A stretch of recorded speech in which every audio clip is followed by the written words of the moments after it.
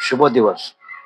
अपेंडिक्सचे प्रमुख लक्षण म्हणजे पोटाच्या खालील उजव्या भागात अचानक आणि प्रचंड वेदना होतात आणि यावर उपाय म्हणजे फक्त शस्त्रक्रिया.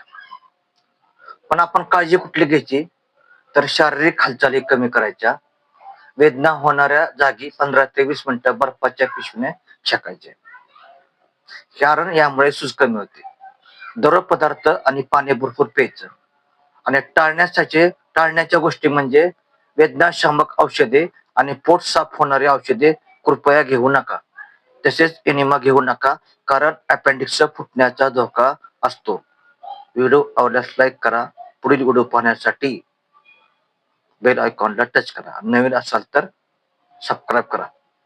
तेव्हा अपेंडिक्स ची लक्षणे दिसल्यास ही काळजी घ्या.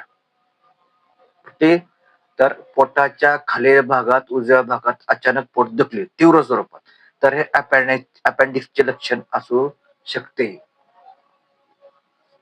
आणि यासाठी तुम्ही एक करायचं, काळजी घेणे अत्यंत गरजेचे आहे.